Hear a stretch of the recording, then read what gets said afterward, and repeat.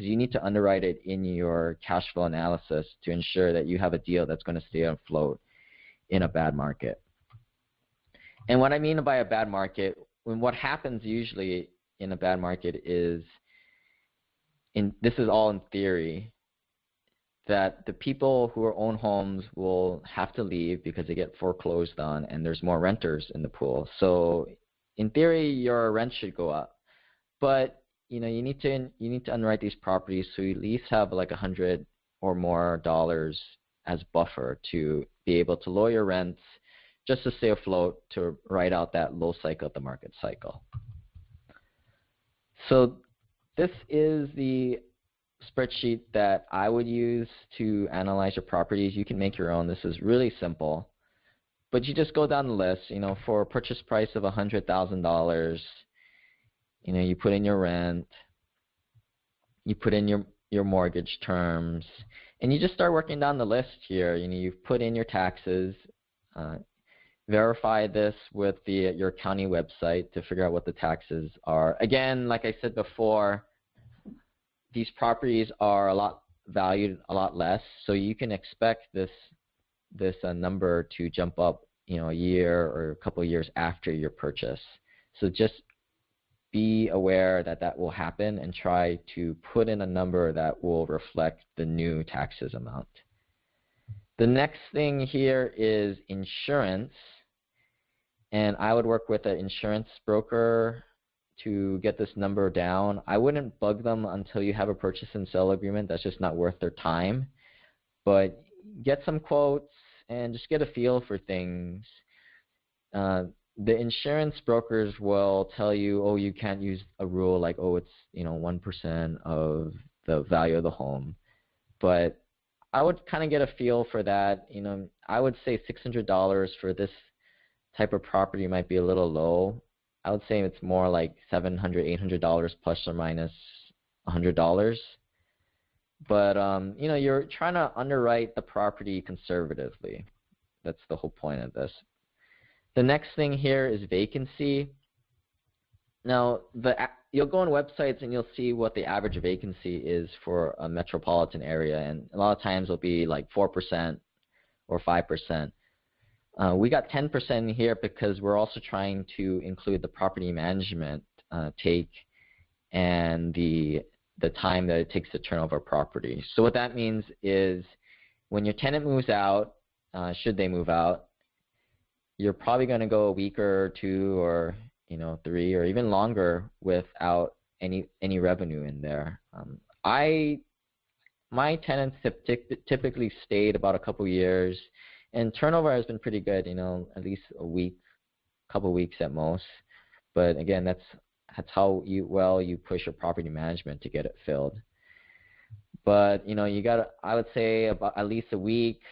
But you're also paying the property management company usually a half a month's rent for that first month. So you're essentially losing 3 to 4 weeks of revenue. So that's around 10% a year. But again, like I said, it averages about to be every other year you have a turnover, so 5%. So that's how I come with 10%, if you followed me there. I know that was a lot of talking right there.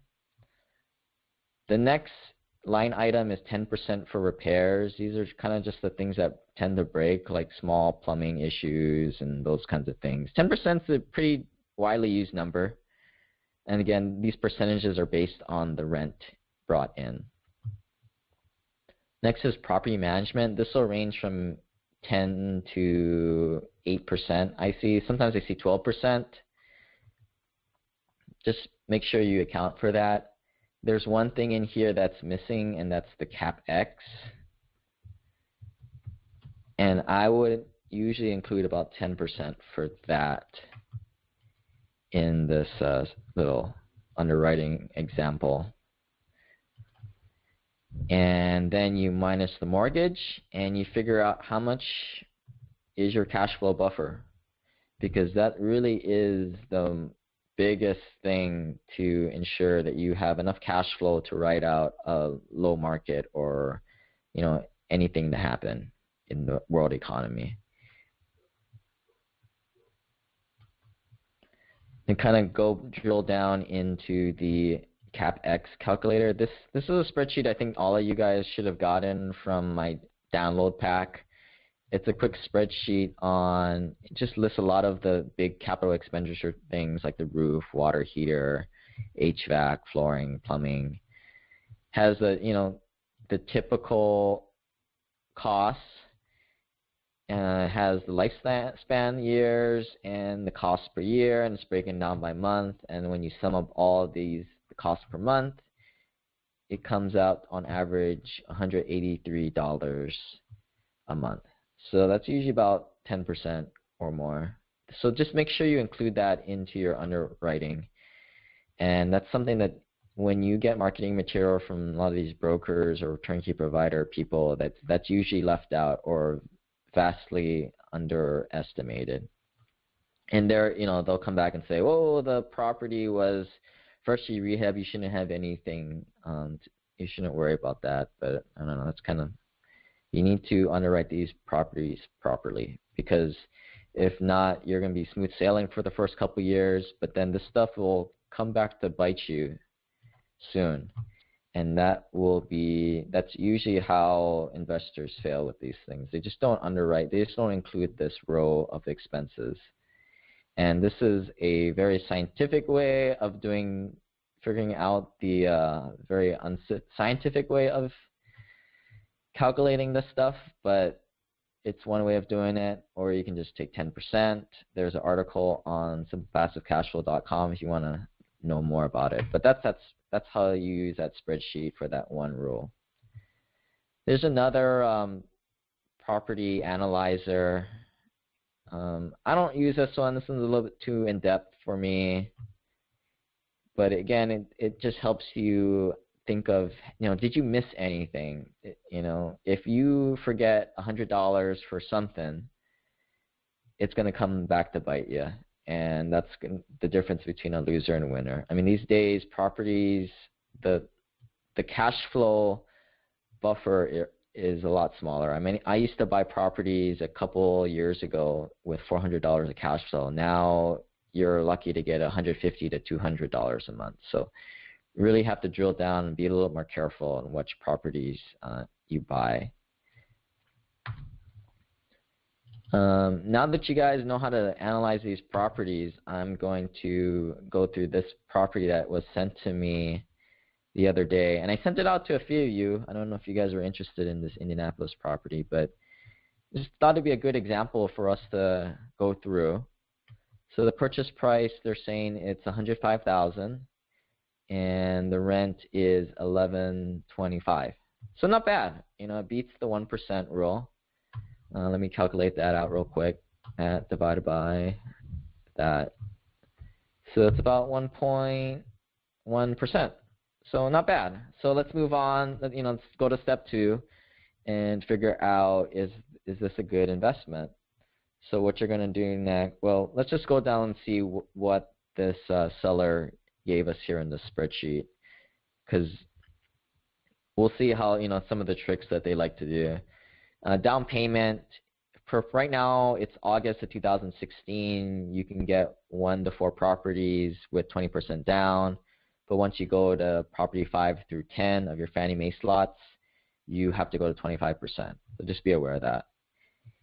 Interest rate, yeah, here we caught them here. Here's a little red flag, 4%. I would say it's more like 4.5%. You pay a little bit more for the non-owner occupied than the owner occupied financing. I think that's more realistic. So that'll change your numbers a little bit. 3-bedroom, 2-bath. I like that. That's fine. Here rent says it's rent or not rented. So that means when you buy the property, it's not going to come with a tenant in place. And I have mixed feelings about this. I bought a lot of properties with a tenant in place, and the quality of those tenants were not very good. Probably about 20% of them did not stick around for very long, and I had to incur even more costs to just evict them. The good thing about having a property tenanted when you buy it is this number, that the rent range, you feel a little bit more better about this number because you have someone living in there. But again, it just could be a warm body, and you never know. You could just do a lot, spend a little bit more time researching this. And when I spend a little more time, I don't mean 4 hours. I just mean like 10 minutes going on the Zillow. Well, don't use Zillow. Use Craigslist and just put yourself in the shoes of a renter and figure out what you would pay for rent if you lived in this home. Looks like they put in 8% for property management. In the other spreadsheet, we put in 10%. Vacancy, we put in 10%. Maintenance, we put in 10%. So they're putting, they're kind of hiding some things here, and this stuff is spelled wrong. That's funny. Year built, 1969, no exceptions there. Annual taxes, again, like I said, you have to verify this. It's going to be lower because they bought the property when it was cheap and distressed. It'll probably go up. Try and figure out what it's going to go up to and underwrite for that and see what your cash flow is at that point.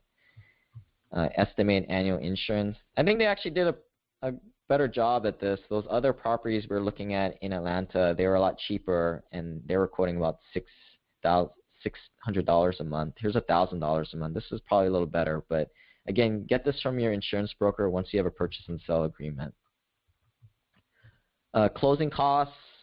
I don't really know where they got these numbers. They just manually put this in, but what I would do is I usually just take 5% is a good rule of thumb, just like a real quick way of figuring out how much the closing costs on these properties are going to be. So $105,000, it's roughly going to be about $5,000 of closing costs. When you include all the things like inspection costs and those other incidentals. I mean, that's kind of the reason why I don't like buying those $60,000 properties, because you're still going to be paying about $5,000 of closing costs. And $5,000 on $60,000 is almost 10%, and that's another reason why I don't like buying those cheaper properties. Square footage. This is actually, for this price, I would expect something like 1,400, 1,500. But yeah, it's pretty big. I'm not that experienced to know what's a good price per square foot. I'm getting better at that stuff, but if you want to geek out on that, that's your thing. Yeah, they have a whole bunch of other numbers here. The DSC, that's debt service coverage ratio. I don't look at that very much. Again, they always put this stuff in here. I don't know why they do that. That's more of a commercial investing kind of a thing. But I know 1.25 to 1.5 is kind of a good zone to be in. You might geek out on this stuff, but it kind of seems like the people that geek out on this stuff never buy anything. So I don't know. I'd rather buy things than know what this stuff means. Annual rent multiplier. It's just different ways of displaying, how much is the rent to value ratio. And that's why I put so much focus on the rent to value ratio. And then I go through the underwriting and go down the list of all my expenses and figure out what my cash flow buffer is going to be.